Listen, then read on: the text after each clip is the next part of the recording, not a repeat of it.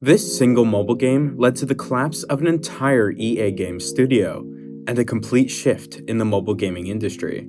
From its initial release in May of 2022 to its inevitable demise less than a year later, the tragedy of Apex Mobile is one that single-handedly became one of the most influential events in mobile gaming history, and its story has never been more important than it is today. From reshaping EA's place within the mobile world, influencing and explaining Activision's handling of Warzone Mobile, serving as a warning for the potential fate of Farlight 84, and even giving birth to the now ever-growing high-energy heroes. In this video, I cover the full timeline of Apex Mobile's downfall, going through each season one by one until its final breath, as well as the sheer impact it's had on the current mobile gaming industry, and what's next for the Apex name. This video took a while to make, so if you enjoy and want to see more content like this in the future, leave a like and consider subscribing if you're new to the channel. With that said, let's get right into the video. First, let's give some context of the original game itself. Released February 4th in 2019 for both PC and console, and developed by Respawn Entertainment, Apex immediately took the gaming industry by storm. I'd like to preface that there was basically no marketing for this game before its release. The developers even stated that they specifically avoided marketing because they thought it would raise controversy and too high expectations for their already existent fanbase. And let me tell you, it worked. It's no surprise that the game itself had such a solid launch, considering it took the universe of Respawn Entertainment's previous success, Titanfall, and combined it with the now peaking in popularity genre of Battle Royales. But once players started playing, they couldn't stop. It was everything anyone could ask for in a highly competitive Battle Royale, with the quickest movement, high-octane action, diverse character selection, and fantastic immersive map design. It also immediately launched into esports, providing a compelling competitive scene with similar elements to what made Fortnite's so successful. It was even dubbed the Fortnite Killer, as influencers shifted over, and Fortnite began to temporarily lose mass amounts of its player base. 2 years after its launch, still going fairly strong with constant updates, new legends, and new maps, it was announced that it would even be coming to the Nintendo Switch, raising desire and speculation that this now fan-beloved Battle Royale would come to the format we now discuss: mobile. In February of 2022, regional testing began, and then as of May 17th, 2022, Apex Legends had officially come to mobile. And believe me when I say this, it was perfect.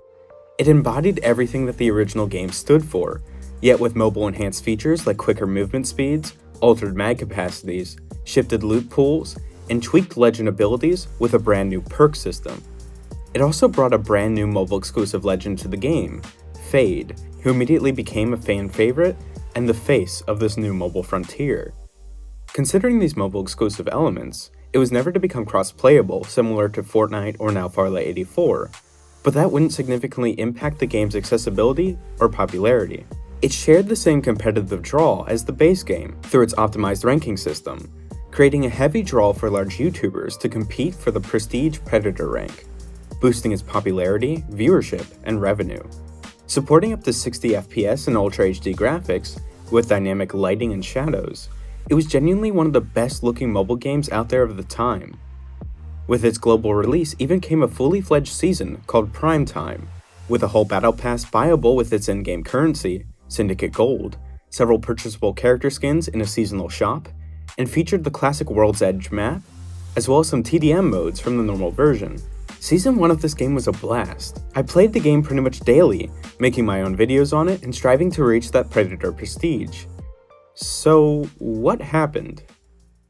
Some of the major issues that would eventually doom the game had already become apparent even in Season 1.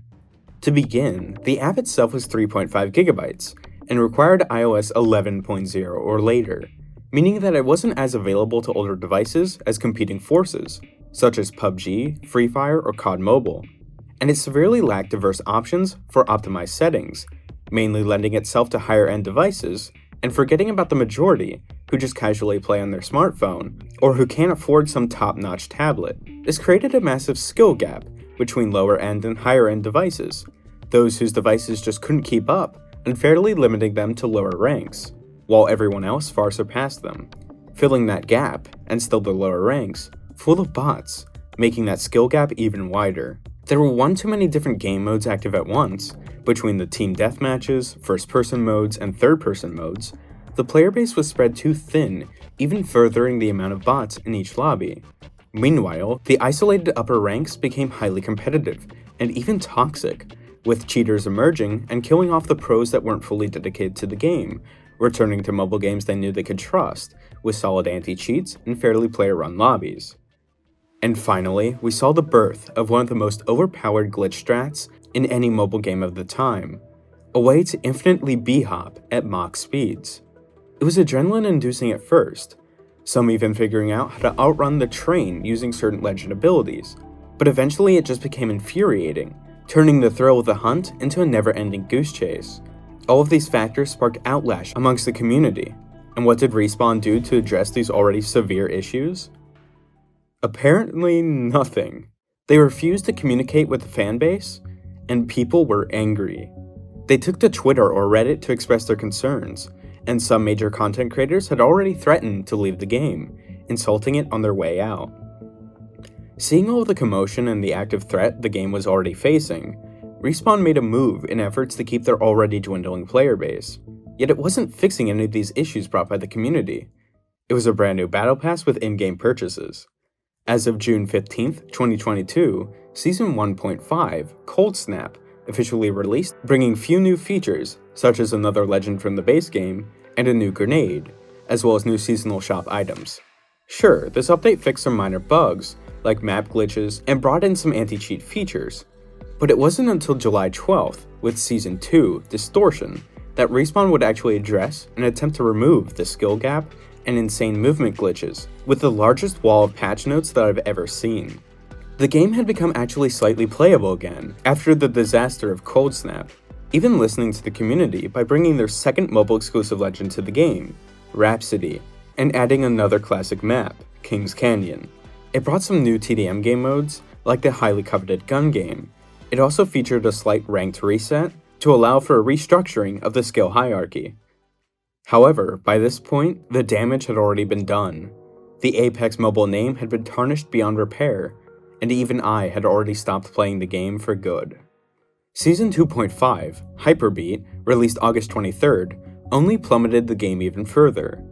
The featured legend of the season, Crypto, had accidentally been released before the season's name had even been announced, and a new movement bug was already being perfected by the upper ranks, which was destroying any enjoyment for casual players. Respawn had made some progress on the anti-cheat features, but hackers were finding new ways around the firewalls and were still a prominent issue, seeping into the public lobbies as well.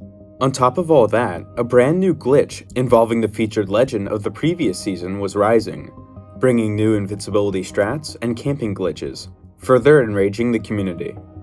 Overall, the season was just an absolute mess, with the player base dropping even more than before. Some even consider this era of the game to be the true beginning mark of what we'll call the fall. Now, Hyperbeat had a small expansion released on October 4th, called Aftershow, which had yet another battle pass and even more purchasable content. Some call this event Season 2.75, others just completely ignore it from the season's list altogether. But in general, the short expansion didn't change the game too much, nor fix any of the problems of Hyperbeat, so we can just move on. Season 3, Champions. Released October 18th, it brought even more quality of life updates, adding map rotation of Kings Canyon World's Edge, faction missions, another legend from the base game, Halloween events, general balancing and bug fixes, a free signature weapon for Fade, and full controller support and optimization. The player base was filled with joy, and was initially satisfied with the game again. However, hackers were becoming even bigger of an issue, flooding all lobbies with aimbot, movement glitches, and overall unplayable gameplay. Plus, the banning of emulators was too slow to keep up with the surge of new ones. It got to the point where everyone was accusing and reporting everyone else for being a hacker, even if they weren't. It was so common that skill didn't even matter anymore. Just as hope had been restored to the community, it was immediately stripped away and replaced with even more anger, and the further collapse of the fan base. Content creators were giving up left and right, and their fans followed. Lobbies became overrun with bots, and skill-based matchmaking went out the window, Preds and Bronze being in the same lobbies with each other. The game was actively going down in flames, and even the developers knew it. Then came along Season 3.5, Underworld, fitting name. Released November 29th, it introduced yet another classic legend, but besides that, the season's update was virtually unnoteworthy. While the app did just win Apple's and Google's Game of the Year/User Choice Awards in an absolute landslide, the season became heavily drawn out as the developers announced that Season 4 would be delayed, and the player base began to get bored of the lack of new content. People expressed their confusion of why Respawn had already delayed the next season by an extra 2 months, some speculating that they were preparing for something big, others assuming the worst. Meanwhile, the hacking had just become worse, despite them implementing a solid anti-cheat and patching almost all of the glitch spots on the map. Even worse, there was complete radio silence from the developers on social media. Then, January 31st, 2023, Respawn Entertainment did the unfathomable. They announced their official decision to sunset the game. People were given until May 1st to enjoy the final breaths of Apex Legends Mobile. Following a strong start, the content pipeline for Apex Legends Mobile has begun to fall short of that bar for quality, quantity, and cadence. It is for this reason, after months of working with our development partner, that we have made the mutual decision to sunset our mobile game. All in-game purchases had been shut down, and the app removed from the App Store. They also declared that there would be absolutely no refunds for any already bought in-game currencies. If the community wasn't outraged and confused before, they sure were now. But don't worry, as Season 4, Aspire, was here as of February 14th, bringing yet another classic map, legend, battle pass, signature weapon, seasonal store, and tournaments. What? Players thrived off of this, with a false hope of an unforeseeable future. #SaveApexMobile trending on Twitter as fans begged Respawn to change their minds.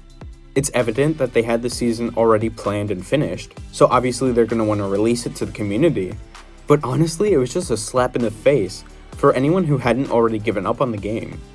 Yet as the end date grew sooner and sooner, with no new revelations from the developer's side, the community was faced with a harsh reality, and all hope died. Just as Respawn had promised, as of May 1st, Apex Legends Mobile was no more. Respawn Entertainment and their owner, Electronic Arts, had shut down all other mobile projects of theirs, including a Battlefield Mobile. The fall of Apex Mobile is one that shook the mobile gaming community. From its lack of optimization to older devices, detached management, and obvious developers' monetary greed, Apex serves as an example and a message for all mobile games to follow. It's heavily impacted Activision's handling of Warzone Mobile, pushing back the official release to ensure best optimizations, as the active game is heavily bugged. Sure, the public is getting fed up with the game being pushed back almost a year and a half, but Activision is being very precise in making sure the game is fully perfect upon release, unlike Apex's. We also see a very similar trait in the upcoming Project Bloodstrike as well, heavily listening to the community and constantly adding new features. But those games are heavily based around a completely different already existing successful battle royale. So what about the current Apex Mobile clones out there? This brings me to my main point of why this fall is so important right now, heavily focusing on Farlight 84. Farlight is actively in a very similar predicament to the early stages of Apex Legends Mobile, not listening to their community and dooming the game because of it. They removed a beloved feature, their iconic jetpack movement system, attempting to rebalance the game after a very similar surge of cheaters and skill gap. Their damage control has been just as horrendous, promising new features such as jet sliding, directly mimicking Apex's sliding movement, and new movement-based heroes and abilities that will require even more game time or in-game currency to unlock, instead of simply listening to their fanbase and reverting these fatal mistakes. The game is looking more and more like Apex by the day, adding new maps and environments directly mimicking the core aspects of Apex, and I understand that they want to capitalize on the fact that they're the only widely available replacement after the fall, but this is simply leading them into the exact same trap. Farlight 84 was released globally April 23, 2023, and as we move closer and closer to that one-year benchmark, we wait eagerly to see if Farlight has truly learned their lesson from Apex Legends, or if we can expect the same tragic downfall. And now to the final subject of this video. What's next? There have been several leaks saying that Apex Legends will be coming back to mobile later this year by EA's hand, or potentially in the following years. And a relaunch of the game might not even be that bad of an idea. Sure, the original game's name is tarnished beyond belief, but it was enough of a hit even in its dying moments that I'm sure all would be willing to give it another try. I know I certainly would, despite the game resulting in the death of a whole era of my channel, but that's for another time. Tencent, the mobile company that manages PUBG and COD Mobile, who assisted in the creation and management of Apex Mobile, released a rebranded version of Apex, roughly translated as High Energy Heroes, in China back in September of 2023, using the majority of the leftover assets from Apex. It hasn't yet been released globally, but honestly it's a great substitute while we wait for any new official port to mobile. It basically has all the same iconic legends in it from the original game, as well as mixes together the maps that we saw in rotation. Plus, since it's fully managed by Tencent, we're likely to not see the same cash grab tendencies of EA, but that doesn't mean it'll ever reach the same fame and prestige as its predecessor.